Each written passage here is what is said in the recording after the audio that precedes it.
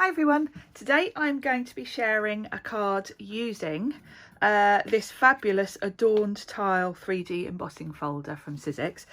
This has become one of my favourites actually, and the card that I'm going to make today is kind of a recreation of something I did on Create and Craft television a few weeks ago, and I've just really liked this design, and I've used this same design on loads of my personal birthday cards since, so I thought I'd actually do a video of it as well.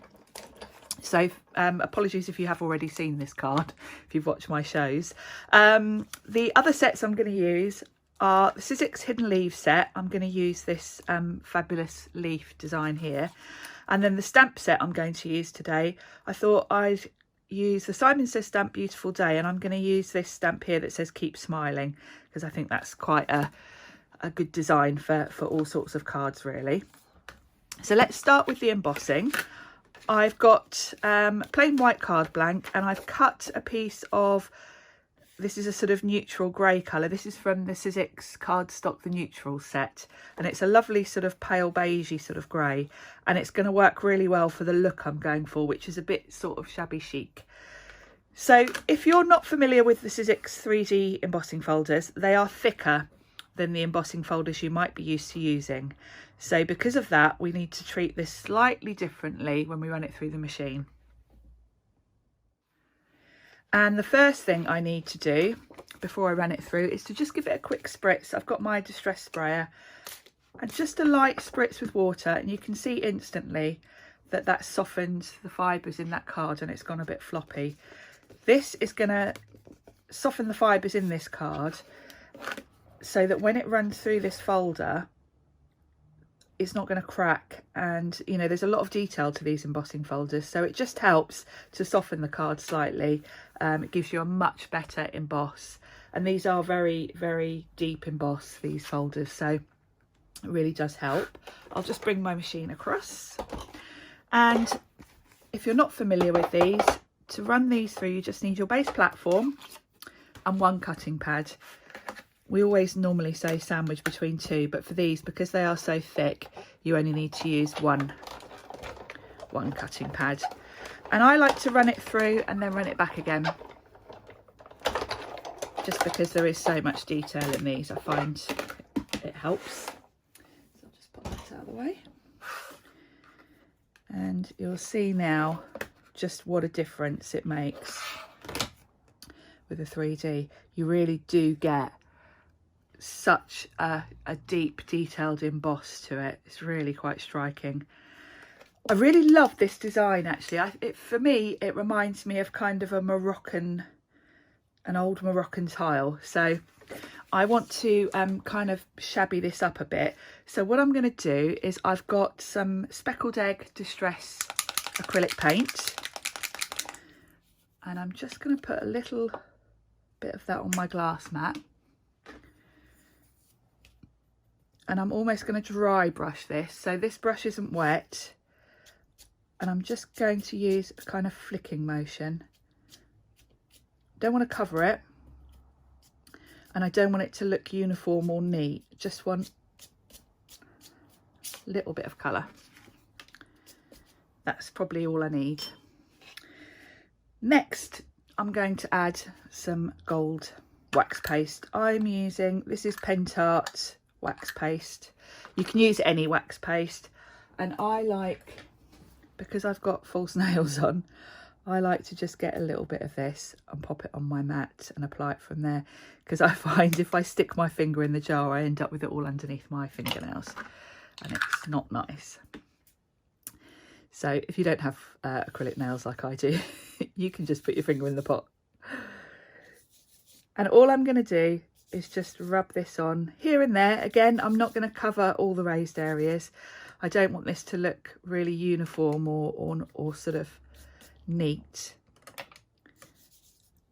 And I think with the grey in the background and just a hint of metallic and that blue, it really does give it a sort of distressed look. It really does look like an old wall tile. There we go. I think that's probably enough for the gold. I'll just put a bit down here.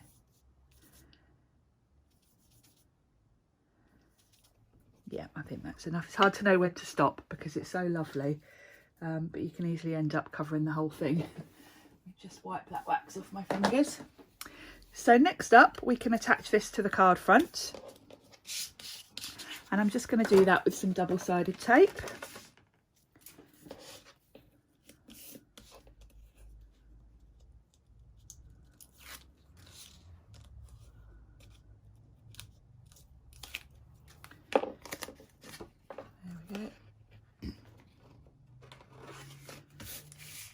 So that's a fabulous background. What I'm going to do is stamp my sentiment. I've cut a strip of the same card, and that's just going to go across there. Now this is the Sizzix card, so it's got a sort of texture on one side and it's smooth on the other. So I'm going to use the smooth side for stamping. So I'll just grab my stamp set. And I think this keeps smiling.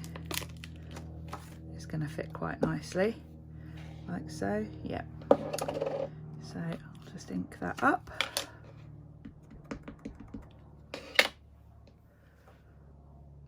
And I can use the lines on my mat to make sure that's straight.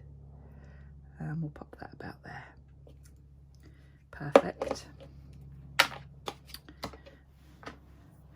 So that's going to go just there. And then I want to add some leaves here. So we're going to go with this quite detailed die from the Hidden Leaf set, and I want to do it in gold and rose gold because I think that's going to look really good with that distressed sort of background. So I've got some of the these are the texture rolls, and I can just chop a piece from each. I'm going to have a little bit of gold.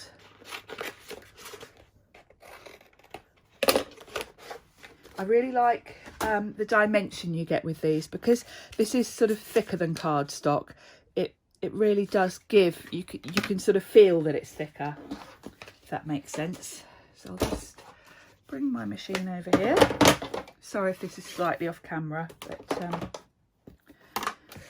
let's move it across a bit actually so you can see. There we go. So we'll do the gold one first.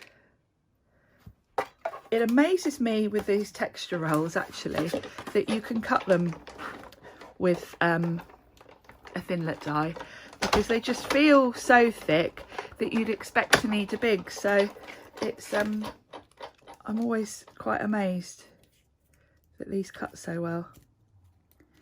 There we go. So we just pop that out. There we go. And then we'll do the rose gold.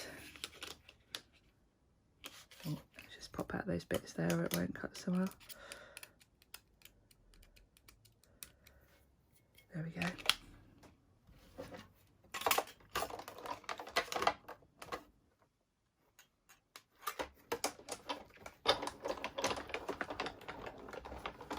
I do generally roll these through and then back just to make sure because they are thicker, but I must admit I probably don't need to do that.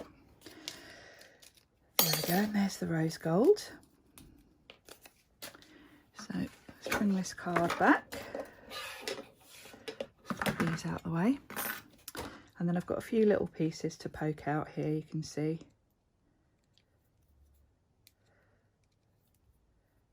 And the rich warm gold and the rose gold just work so well together, I think. It's funny, I think you really are kind of either a gold or a silver. I definitely gravitate towards the warm gold and rose gold, but I know lots of people prefer sort of silver and platinum. So these rolls do come in silver as well. So if that's your preferred sort of metallic tones, then you could do that. It would look beautiful. There we go.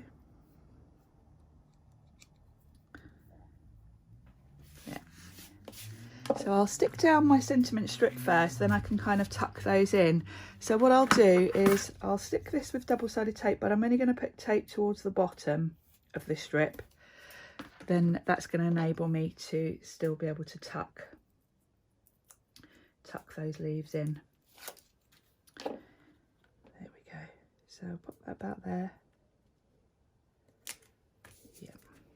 And then I'm just going to use some PVA glue.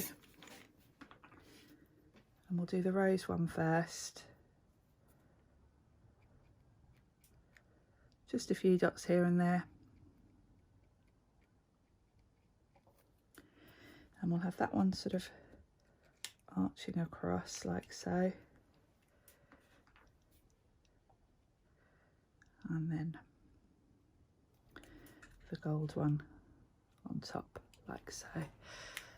There we go. And this is a really quite a quick and simple card design, but it looks complicated. When you look at that background, you sort of think, oh, how have they done that?